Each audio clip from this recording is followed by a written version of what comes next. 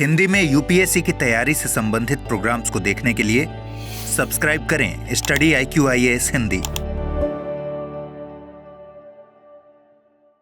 नमस्कार दोस्तों, स्वागत है आपका स्टडी IQ IAS हिंदी पर और मैं हूं डॉक्टर पंकज मिश्रा। आज हम बात करने वाले हैं एक ऐसी रिपोर्ट की जो भारत ही नहीं दुनिया भर में एक जबरदस्त बहस को जन्म देती है। RSF यानी रिपोर्टर्स विदाउट बॉर्डर्स, जो कि प्रेस फ्रीडम इंडेक्स जारी करती है, उसने एक नई लिस्ट जारी की है जिसका नाम है प्रेस फ्रीडम प्रीडेटर्स लिस्ट 2025।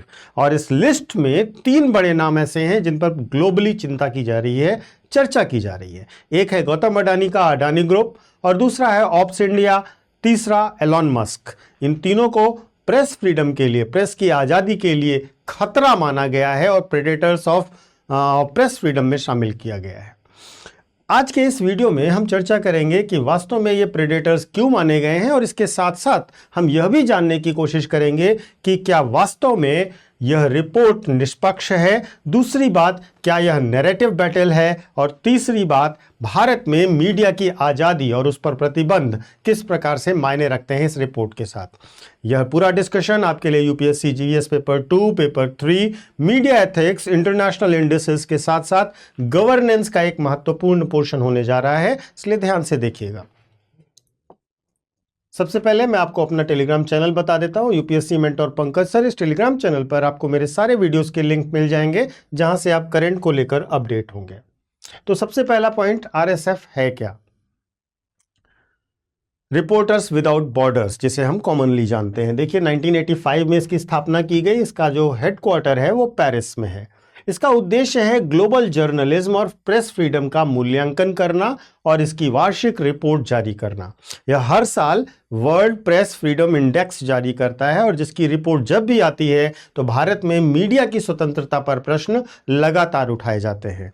इसकी रिपोर्ट पर दुनिया भर की सरकारें प्रतिक्रिया भी देती हैं और यूपीएससी के नज़रिए से भी यह संस्था बहुत महत्वपूर्ण है, क्योंकि यह भारत की रैंकिंग जब भी देती है तो उस पर अंतर्राष्ट्रीय बहस शुरू होती है। कई बार भारत सरकार RSF की कार्यप्रणाली पर सवाल उठा चुकी है और भारत की प्रेस स्वतंत्रता एक बड़ा मुद्दा रहती है।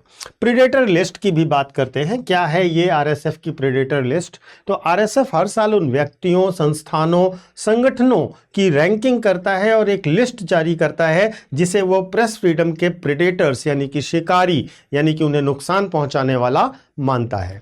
इस बार के लिस्ट में जो शामिल किए गए हैं वो सरकारें हैं, सेना और मिलिट्री इंटेलिजेंस हैं, बड़े टेक CEOs हैं, मीडिया हाउसेस हैं और कॉरपोरेट एंटिटीज हैं।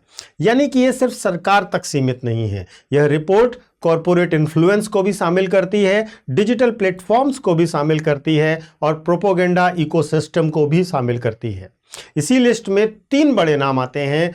पहला नाम है अडानी ग्रुप का, दूसरा ऑप इंडिया का और तीसरा एलॉन मस्क का। तो सबसे पहले हम बात करते हैं अडानी ग्रुप को क्यों शामिल किया गया। देखिए RSF का दावा यह है कि भारत में जो मीडिया है वह मीडिया किसी न किसी प्रकार से कुछ गिने चुने कॉरपोरेट समूहों के हाथ की कठपुतली बन गया है, उनके नियंत्रण में है।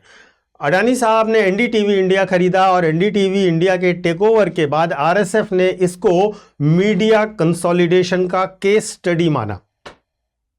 महत्वपूर्ण रूप से RSF का आरोप यह है कि इसने क्रिटिकल जर्नलिज्म को कमजोर किया है। इस एक घटना ने इन्वेस्टिगेटिव जर्नलिज्म की घटनाओं पर लगाम लगाई है और साथ ही साथ एडिटर की ऑटोनॉमी को भी प्रतिबंधित किया है, कम किया है।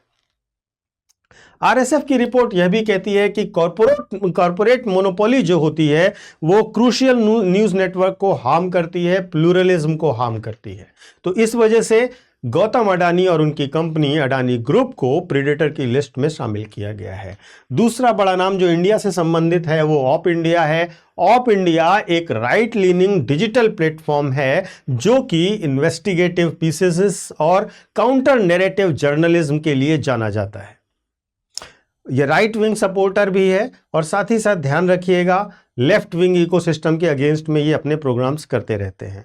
RSF का यह आरोप है कि यह टारगेटेड डिस इन्फॉर्मेशन कैंपेन चलाता है, साथ ही साथ यह आइडियोलॉजिकल प्रोपोगेंडा जो राइट विंग का है उसको प्रमोट करता है, हैरेसमेंट ऑफ जर्नलिस्ट्स करता है और उसके साथ साथ पोलराइजेशन ऑफ नैरेटिव्स करता है और इस वजह से यह प्रेस फ्रीडम का एक बड़ा प्रीडेटर है।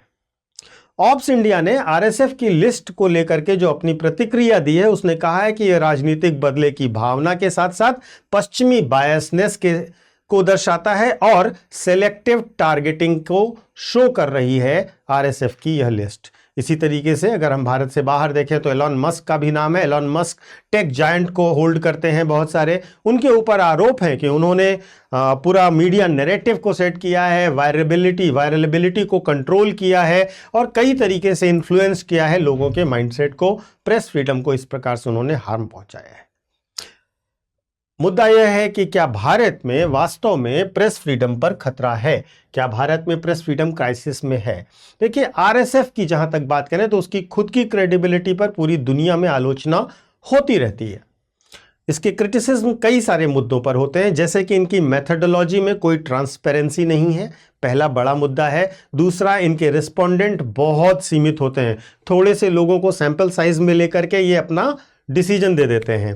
वेस्टर्न सेंट्रिक दृष्टिकोण होता है इनका, ये पश्चिम को ही बेहतर मानते हैं। साथ ही साथ non English non western journalism को ये हमेशा कम आंकते हैं। इनके साथ ये एक बड़ी समस्या होती है। सिक्योरिटी चैलेंजेस वाले देशों को भी ये अनफेयरली कम रैंक करते हैं। तो इनके साथ कई बार यह मुद्दा रहता है और विभिन्न देशों ने इन मुद्दों पर चिंता जताई हुई है। भारत ने भी कई बार कहा है कि भारत का जो मीडिया है वो दुनिया के मोस्ट डाइवर्स मीडिया इकोसिस्टम में आता है और भारत में मीडिया पूरी तरीके से स्वतंत्र है। भारत सरकार का यह भी कहना है कि 142 करोड़ लोगों के लिए अगर आप 150, 200, 250 लोगों के सैंपल साइज को लेकर के कोई डिसीजन देते हो, कोई रिपोर्ट बनाते हो, तो यह सैंपल साइज इतना छोटा है कि इस पर कमेंट भी नहीं करना चाहिए। देखिए, इंडिया की बात करें और आरएसएफ की बात करें तो एक बहुत क्लियर चीज दिखाई देती है, यह नैरेटिव बैटल की तरह दिखाई देता है। कई विश्लेषक ये कहते हैं कि पश्चिम भारत के उभार से, भारत की ग्रोथ से असहज हो रहा है। भारतीय मीडिया की डाइवर्सिटी को वह कम करके आंकना चाहता है और भारत की ग्लोबल इमेज को कमजोर करना चाहता है। भारत की मीडिया में डाइवर्सिटी बहुत व्यापक पैमाने पर देखी जाती है। कॉरपोरेट सेंसरशिप की अगर हम बात करें या कॉरपोरेट ओनरशिप की अगर हम बात करें तो यह केवल इंडिया की प्रॉब्लम नहीं है। अमेरिका हो, ब्रिटेन हो, फ्रांस हो, सब जगह ये उतने ही व्यापक पैमाने पर उपलब्ध है और पाई जाती है। डिजिटल पोलराइजेशन एक ग्लोबल फिनोमेना है, यह केवल इंडिया का फिनोमेना नहीं है। और आरएसएफ की बात यह है कि वो कई बार ऐसे आइडियोलॉजिकल जो इश्यूज हैं इनको ओवर सेंसिटिव तरीके से प्रेजेंट करता है, जहां पर भारत जैसे देशों की इमेज को खतरा उठता है, खतरा पहुंचता है, क्षति पहुंचती है। देखिए, आरएसएफ की जो रिपोर्ट है वो एक चेतावनी भी हो सकती है, एक नैरेटिव वेपन भी हो सकता है। अडानी, ऑप इंडिया, मस्क सच में प्रेस फ्रीडम के प्रीडेटर हैं भी या ग्लोबल मीडिया पॉलिटिक्स का हिस्सा हैं, यह हमें समझना होगा।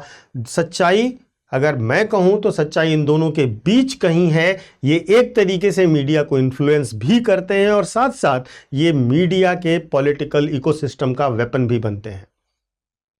तो यहां पर बहुत महत्वपूर्ण है, हमें फैक्ट्स को समझना होगा, हमें रिपोर्ट्स को क्रिटिकल लेंस से देखना होगा, यूपीएससी एस्पिरेंट को बैलेंस जजमेंट भी करना होगा। तो महत्वपूर्ण रूप से आप इसे डिटेल में समझिएगा, अपने विचार अवश्य कमेंट करके देखिएगा। आप क्या मानते हैं? क्या आप ये मानते हैं कि कॉरपोरेट्स हाईजैकिंग ऑफ मीडिया कहीं ना कहीं प्रेस फ्रीडम को गलत तरीके से प्रभावित कर रहा है? और अगर आप ऐसा मानते हैं तो कमेंट करके अवश्य बताइएगा। या फिर आप ये मानते हैं कि भारत में मीडिया बहुत ही डाइवर्सिफाइड है, सबकी बातें कहीं ना कहीं समाज तक पहुंचती हैं, चाहे वो नॉर्मल नेशनल मीडिया के थ्रू पहुंचे या सोशल मीडिया के थ्रू पहुंचे। इनको अब इग्नोर करना संभव नहीं है। आप अपने विचार को अवश्य बताइएगा क्योंकि यह महत्वपूर्ण है, यह भारत की छवि का मुद्दा भी है। आगे बढ़ते हैं और एक छोटा सा अनाउंसमेंट कर देता हूं मैं आपको। 2027 के लिए जो बच्चे यूपीएससी की तैयारी करना चाहते हैं उनके लिए हमारा प्रतिज्ञा प्लस बैच है। प्रतिज्ञा प्लस बैच की खास बात यह है कि ये P2I कोर्स होता है, यानी prelims to interview complete preparation करवाता है आपकी। और इस कंप्लीट प्रिपरेशन में आपको स्टडी बुक्स, जो भी आपको बुक्स चाहिए वो हम देंगे। आपको मेंटोरशिप मिलेगी, 1-to-1 मेंटोरशिप मिलेगी। एक मेंटोर होगा जो लगातार आपके साथ होगा। देखिए, सिंपल बात यह है कि अगर एक अच्छा गाइडेंस, एक अच्छा प्रिपरेशन प्लान और एक अच्छा एग्जीक्यूशन मिलेगा तो आपको सफलता सुनिश्चित तौर पर मिलेगी। तो अगर आप 2027 या 28 को टारगेट कर रहे हैं तो हमारे प्रतिज्ञा प्लस बैच को ज़रूर एक बार देखिएगा। इस P2I कोर्स के बारे में देखिएगा। डिटेल्स आपको लिंक में मिल जाएंगे नीचे डिस्क्रिप्शन में, हमारी वेबसाइट पर या हमारे ऐप पर, कहीं पर भी आप विजिट करके देख सकते हैं, पढ़ सकते हैं, समझ सकते हैं। कोई डाउट या क्वेरी होने पर आपको जो नंबर दिया गया है, यहाँ पर नंबर डिस्प्ले हो रहा है, उस नंबर पर कॉल भी कर सकते हैं। महत्वपूर्ण यह है कि आपको यह कोर्सेज बहुत ही सस्ते रेट पर मिल जाएंगे अगर आप PK लाइव कोड का इस्तेमाल करेंगे। यह कोड आपको मैक्सिमम डिस्काउंट दिलवाएगा SIQ के किसी भी बैच पर। यह बैच जो 2027 और 28 को टारगेट करके अलग अलग बैच शुरू हो रहा है, ये दोनों बैचेस हमारे 9 दिसंबर से शुरू हो रहे हैं, इसलिए देर मत कीजिए, इसको फटाफट ज्वाइन कीजिए। मैक्सिमम डिस्काउंट का लाभ लेने के लिए PK लाइव कोड लगाइएगा। Thank you so much. Hindi में UPSC की तैयारी से संबंधित प्रोग्राम्स को देखने के लिए सब्सक्राइब करें स्टडी IQ IAS हिंदी।